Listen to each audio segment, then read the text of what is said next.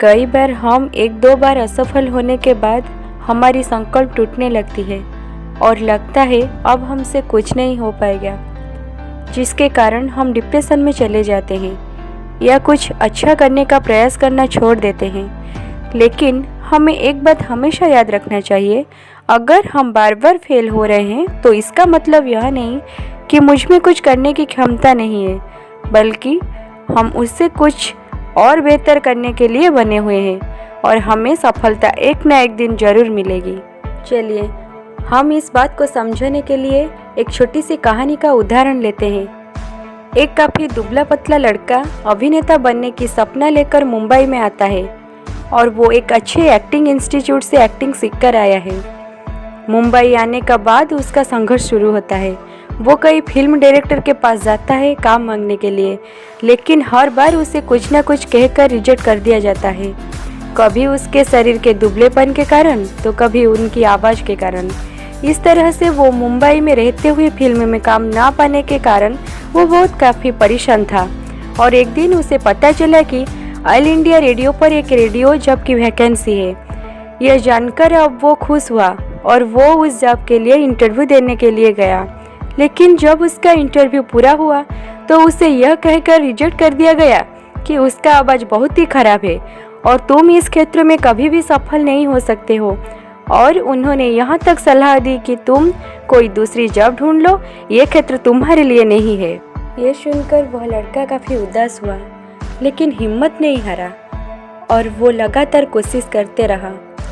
उसकी दृढ़ इच्छा और लगातार कोशिश रहने की क्षमता के कारण उसे एक दिन एक डायरेक्टर ने उसे अपनी फिल्म के लिए सिलेक्ट कर लिया। उसने काफ़ी मेहनत से काम किया और फाइनली वह फिल्म बनकर तैयार हो गया।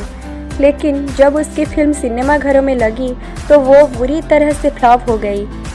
लेकिन फिल्म फ्लॉप होने के बाद भी वह लड़का काफ़ी हद तक अपनी पहचान बनाने में कामयाब हो चुका था, जिसके कारण से कई फिल्मों में ऑफर आने लगा।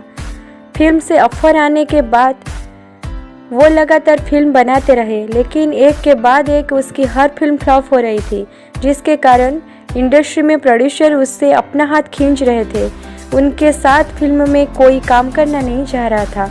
इस प्रकार उस लड़के की लगातार 9 फिल्में फ्लॉप हो गई, लेकिन फिर भी उस लड़के ने हार नहीं मानी और लगातार प्रयास करते रहने के कारण उसकी 10वीं फिल्म सुपर डुपर हिट हो गई। उसके बाद उनके पास फिल्मों के भरमार हो गई।